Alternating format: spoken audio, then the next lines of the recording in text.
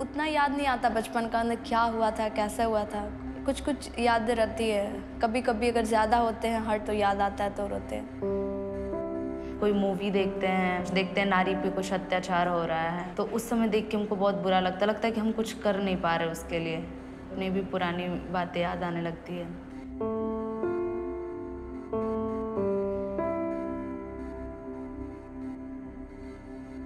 मेरा नाम छाया है और ये मेरी सिस्टर छवि है जो मेरी ट्विंस है।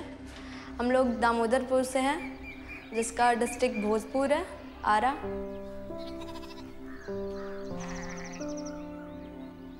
हम लोग नानी के साथ शुरू से रहते हैं, बचपन से ही। मेरी नानी जो है वो हमारे लाइफ की सबसे इम्पॉर्टेंट पर्सन है हमारे लाइफ की, क्योंकि वो हमारे लिए बहुत मेहनत की है और हम लोग को बहुत मेहनत से पाल पोस के बड़ा की है, पढ़ाई है हम लोग को। जन्म से लेकर अभी तक के वो मेरे ही पास रही। छवि थोड़ा चंचल ज़्यादा है, छाया थोड़ा सा धीम है। शुरू से अब तक आज्ञाकारी है मेरी। मेरा देवी शादी हुआ तब से वो ऐसा हम कष्ट में फंस गए, बहुत खतरनाक मिला वो हम। जब से हुआ शादी तब से हम बहुत दुखी हो गए। इस बीच में हम चाहे भी कि उसकी दूसरी शादी कर दें तो इन दोनों बच्चियां पेट में रह गई। वो कहता था कि नहीं हम लड़कियों को नहीं पढ़ाएंगे, लेकिन वो बोलती थी छाया छवि की माँ की क्यों लड़कियां नहीं पढ़ेगी, लड़के आगे पढ़ेंगे। और यही दोनों का तकरार हुआ। उसके बाद वो घर में ढूका, एक मोटा सा तार लिए हुआ था वो लाल सा। उठ गई वो, इधर भागी उधर भागी, छटपटाई हर तरह से, आवाज़ लगाई, कोई सुना नहीं रात में। और उसी में उसका वो हत्या भी कर डाला।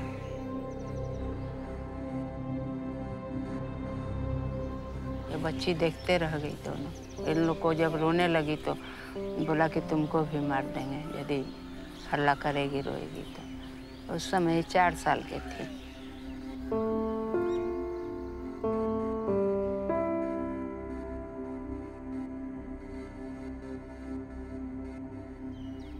छाया छवि को लेकर मैं गई थाने में, सारे कहानी अपना बताई।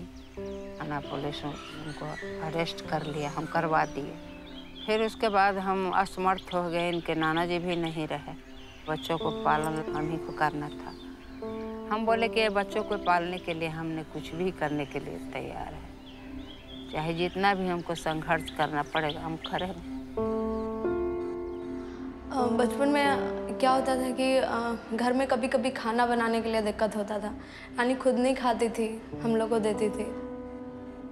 और हम लोग के कारण नानी जगी रहती थी कि तुम लोग को पढ़ना है। कुछ कुछ खिलाती थी रात में कि नहीं पढ़ो पढ़ो।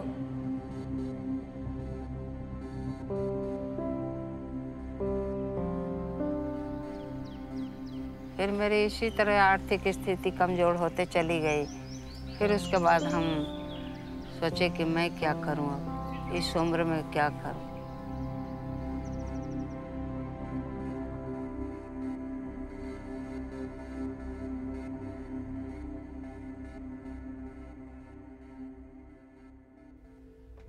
Akhand Jyoti is not merely an eye hospital.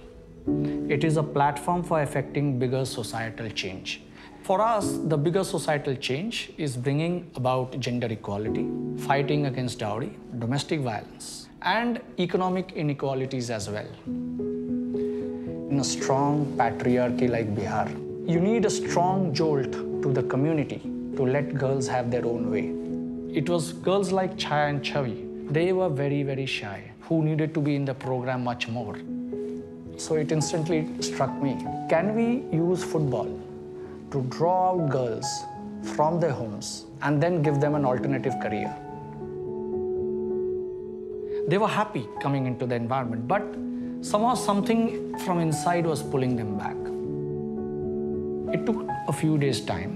So while coaching, they started shedding their inhibitions and that psyche sinking in that yes, change will happen, yes, we can become role models, and yes, we can challenge patriarchies. The equation was very simple with the parents. You allow her to play football, agree not to marry her before 21 years of age, and we will sponsor the cost of education, train her to become an optometrist or a junior doctor, as they say.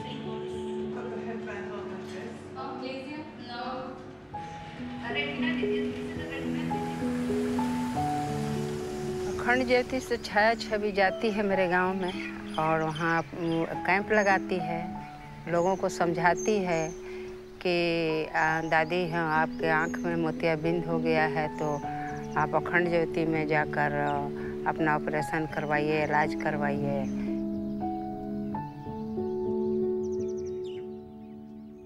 Even the most strongest proponent of patriarchy, his surgery can only be done on the signature and the reference of Chaya and Chavi. That gives a strong message. अखंड ज्योति hospital में सबसे बड़ा हमारा vision और mission है कि हमको बिहार से अंधापन दूर करने में हमको मदद करना है, क्योंकि सिर्फ अंधापन उनकी आंखों में नहीं है, लेकिन अंधापन उनके मन के अंदर भी है कि वो अपनी लड़कियों को नहीं देख पाते, उनको भी पढ़ाना है, उनको कुछ करना है, उनको कुछ बनाना है। इस उनके विचार को, जो उनके विचार में अंधापन है, उसको भी निकालना है। जब मैं ही सब कुछ था इसका तो मैंने सोचा था कि क्या होगा आगे चलकर। अब मेरी बच्चियाँ खुद मुझे देखने लगी है, या सहारा देती है या कुछ भी मुझे दिक्कत होता है तो समझाती है कि नहीं नानी नहीं सोचो, हम लोग हैं ना। In an age where most girls in cities, most of their free time will be going behind WhatsApp and Facebook and all those things. Yet these girls are talking about empowerment. These girls are talking about equality, and not just talking, going onto the ground to bring about that change.